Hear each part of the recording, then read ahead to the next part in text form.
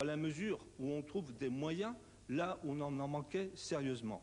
Mais on sait aussi qu'on a désorganisé des systèmes intéressants et efficaces qui contribuent à leur manière au service public d'éducation. Monsieur le ministre, on ne pourra pas résoudre tous les problèmes nouveaux à moyens constants. Il faut certaines créations de postes, de conseillers pédagogiques, de rééducateurs, de psychologues et il faut aussi, je l'ai dit, des postes pour réduire les effectifs en maternelle. Et chacun s'interroge, Monsieur le ministre, sur la volonté réelle du gouvernement pour faire un effort budgétaire significatif afin d'améliorer les fonctionnements et afin de donner du crédit à la volonté que vous, personnellement, avez affichée. Dans ce domaine, tout à l'heure, vous avez fait un certain nombre de promesses. Nous pourrons mesurer leur valeur lors de la prochaine présentation budgétaire. Mais, Monsieur le ministre, vous avez par ailleurs raison de penser qu'il ne suffira pas d'accroître les moyens pour améliorer encore les performances de notre école. Il nous faut entrer dans un nouveau chapitre de l'histoire de l'école, expliquez-vous le 9 mai. Mais, à mon avis, on n'y entrera pas en ne changeant rien. On n'y entrera pas en acceptant, sous la pression des spécialistes des disciplines, d'ajouter des savoirs, voire de nouvelles disciplines, au savoir qu'il est déjà difficile de sédimenter. Vous êtes d'accord, Monsieur le ministre, mais vous savez que le ministère de l'Éducation nationale, et il suffit de lire les circulaires, y contribue, sans peut-être toujours le savoir, à sa façon. On n'y entrera pas, Monsieur le ministre, en créant un certain nombre de décisions, en cédant aux pressions de nombreux nostalgiques du passé, qui pensent que tout peut changer autour de nous, sauf l'école, et que la meilleure école était celle qu'ils ont connue. Le seul point commun entre cette école d'hier et celle de demain, si j'ai bien compris votre discours, doit être simplement son fonctionnement démocratique. Oui, Monsieur le ministre, il est temps de faire des choix, mais est-il possible, dans notre pays, de réformer avec, je dirais, hardiesse? Est-il possible de transformer tout en préparant les prochaines échéances électorales? Et il y a toujours les prochaines échéances électorales. Les projets les plus novateurs et les mieux adaptés aux évolutions et aux besoins de notre société en mouvement s'édulcorent et s'appauvrissent trop souvent avec la multiplication des pressions et avec cette espèce de volonté de ne rien déranger qui semble parfois être une crainte et parfois devenir une religion. À cet égard, vous avez sans doute bien fait de vouloir aller vite. Nous avons préféré accélérer que freiner, disiez-vous encore le 9 mai. Vous avez quand même, Monsieur le ministre, donné un petit coup de frein. Vos propositions devaient être présentées le 27 mai à la Sorbonne.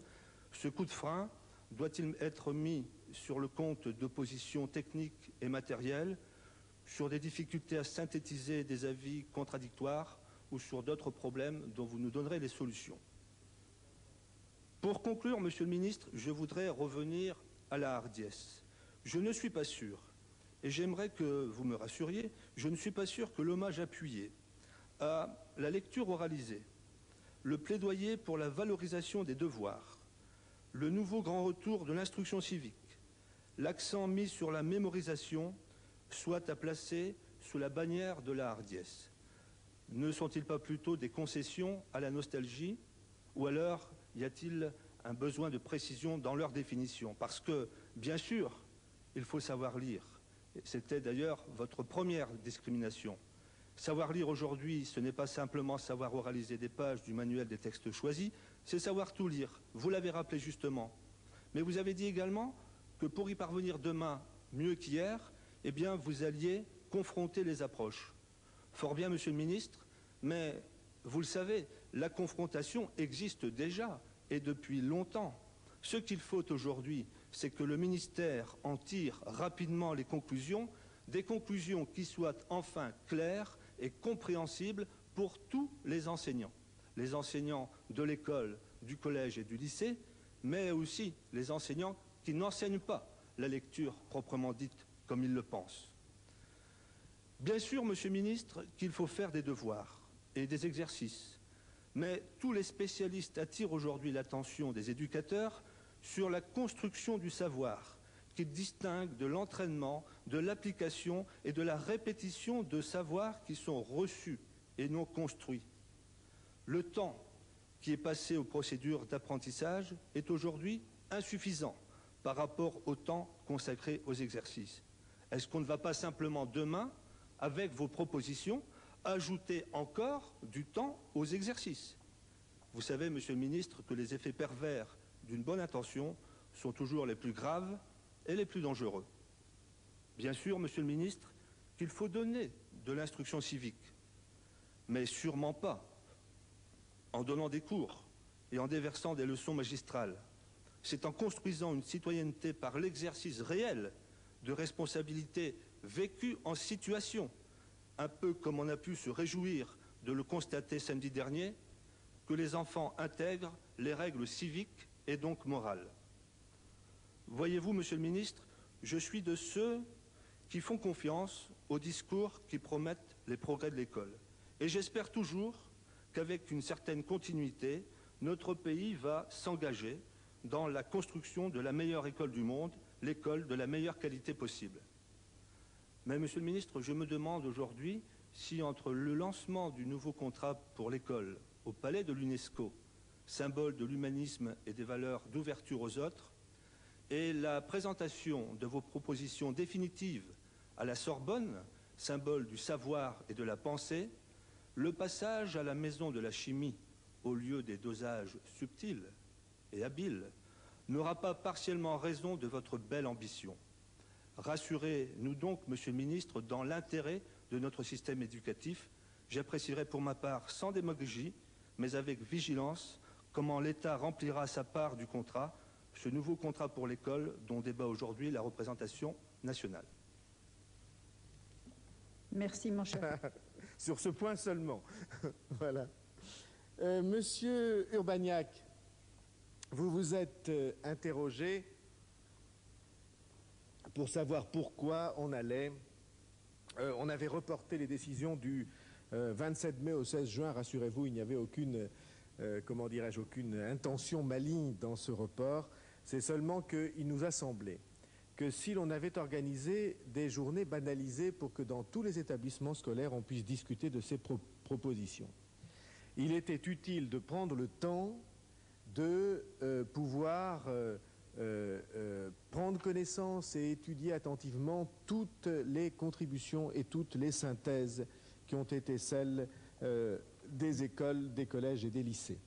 Et c'était pour moi aussi une occasion de demander à la représentation nationale quel était son jugement sur les propositions faites. Il me semble que nous n'étions pas à 15 jours près et qu'il était utile au contraire d'entendre le plus d'avis possible sur ce sujet.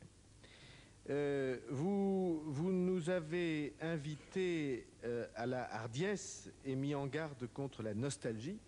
J'ai moi-même écrit sur ce sujet il y a quelques années. En effet, la réflexion sur l'école est constamment marquée par le souvenir de l'école dans laquelle on a été élève. Et c'est constamment une demande un peu inconsciente de revenir à cette école-là qui marque trop souvent les propos sur l'école. Cependant, moi je veux vous dire en conscience, et je crois en conscience de cette pente aussi, qu'il n'y a pas de plus grande hardiesse en cette fin du XXe siècle, lorsque l'image domine tout, que de dire c'est la langue qui est la clé de la réussite. Il n'y a pas de plus grande hardiesse que d'essayer de faire en sorte que cet extraordinaire instrument de l'égalité des chances devant le savoir et des chances devant le pouvoir, soit à toute force considéré par l'ensemble de la communauté scolaire et éducative comme la priorité des priorités. Ce n'est nullement une régression.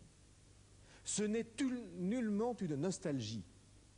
Au contraire, il n'y a pas plus progressiste que cette affirmation, parce que la langue est bien l'instrument des réussites et des affirmations de quelque citoyen que ce soit dans la communauté nationale, dans la société où nous vivons. Je n'en connais pas d'autre. Et si vous en connaissez un autre, je vous invite à nous le dire. Il n'y en a pas d'autre. Je trouve que ces 30 dernières années, la langue a été trop ignorée comme clé de toutes ces serrures si difficiles à ouvrir. Il me semble que nous avons raison de faire ce choix.